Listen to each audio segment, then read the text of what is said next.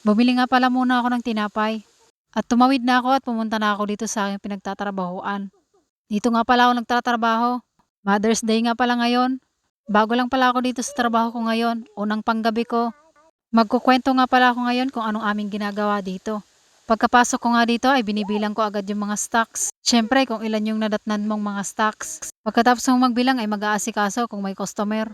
Siyempre pagluluto sila kung anong gusto nila, kung anong order nila. 10 to 6 nga pala ako ngayon at ito ang trabaho pagka 10 to 6 ka dito. Number 1 ang paglilinis.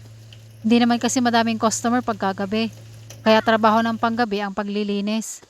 Habang nakababad doon yung aking mga huhugasan ay ito kumain muna ako ng tinapay. Habang kumakain ako ng tinapay ay ito magsusulat muna ako dito sa aking inventory sheet. Para mamaya hindi na marami ang isusulat ko dito. Sinusulat ko pala dito kung ilan yung mga stocks na nadatnan ko. Mamaya naman ang isusulat ko naman ay yung matitira. Pagkatapos ako magsulat at kumain ng tinapay ay ito nagkudkod na ako nitong oven. Bukod sa burger, of drinks, may pizza din pala kaming ibinebenta dito. Kailangan nga pala itong linisin gabi-gabi kasi pagkain ang iniluluto dito. Pagkatapos na magkudkod dun sa oven ay heto hinugasan ko na rin yung lutuan ng siomay. May siomay rin pala silang itinitinda dito. Hinugasan ko na rin pala tong 3 pirasong pinaglalagyan ng pizza sa loob ng oven. Pagkatapos na mahugasan ay pinatulo ko muna at ibinalik ko na dito sa loob ng oven. Alas 3 ng madaling araw pala ako nag-umpisa maglinis dito. Medyo tumumal na yung customer kaya nag-umpisa na ako. Tapos na ako dun sa oven at heto naman ang aking huhugasan. Isa-isa ko nga lang itong inilabas. Ito yung mga ginagamit namin pag nagluluto kami ng burger. Tsaka pag nagluluto ng itlog. Naglagay lang ako ng sabon para maalis yung mantika. Kailangan ayusin ang paghugas nito kasi madulas pag hindi na ayos ang paghugas. Dapat din ayusin ang banlaw kasi syempre pagkain ang ginagamitan ng mga kasangkapan na to.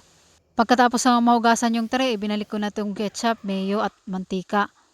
Inilagay ko na rin yung mga kasangkapan sa panluto. Pagkatapos ko naman nun, ay hinugasan ko naman tong lutuan ng siopaw. May siopaw din pala ditong itinitinda. 25 pesos nga pala ang siopaw nila. Pagkatapos ko maibalik yung lutuan ng siopaw, heto nagwalis na ako. Sa dami ng ginagawa dito ay kukulain ka talaga sa oras, sasabayan pa minsan ng may bumibili.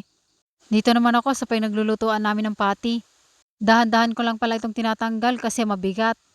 Binabad ko muna dun sa lababo at pinagtatanggal ko yung mga mantika dito sa gilid at mga tutong na itlog. At ibinalik ko na rin itong pinaglulutuan ng patty pagkatapos ng mahugasan. Kailangan talagang maging maingat sa pagbalik nito kasi baka maipit ang daliri. Napakabigat kasi. Nilabang ko naman tong basahan. Nalabhan yan, hindi lang halata. Inimis ko na din tong mga basura. Tinapon ko na yung basura at hinugasan ko na tong basurahan. Kamutikan pa ngang matapon. Pagkatapos ng mahugasan na ito, binalik ko na at pinalitan ko na rin yung plastic. Dapat talaga pag nagtatrabaho ka sa ganito ay matyaga ka.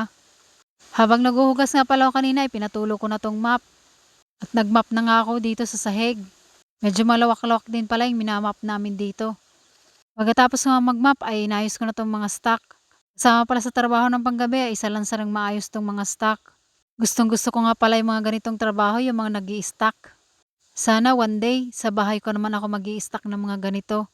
Nangarap din ako minsan katulad ng mga napapanood ko, yung mga nagre-restock sa ref, yung mga nagre-restock sa mga cabinet nila, ng mga pagkain. Pero sa ngayon, dito lang muna ako magre-restock. 2 item lang pala ang i-restock ko dito kasi 2 lang yung nakahanay doon. Yung ibang nakalagay dyan sa ibaba ay nakalagay lang talaga yan kasi naka-case naman. Pagkatapos ng maghugas at maglinis at mag-restock ay ito, nagbilang na ako ng mga natirang item sa akin. Alas 5 na nga pala ng madaling araw yan at hindi na ako nakapagkape sa dami ng ginawa ko. Sa susunod na panggabi ko ay makakapag-adjust na ako nito. At hindi na ako magagahol sa oras kasi alam ko na yung technique. Hindi nga pala kailangan dito ang matalino. Kailangan lang dito ay dapat madiskarte ka. Siya, yun lang muna ulit sa ngayon. Bukas ulit. Paalam.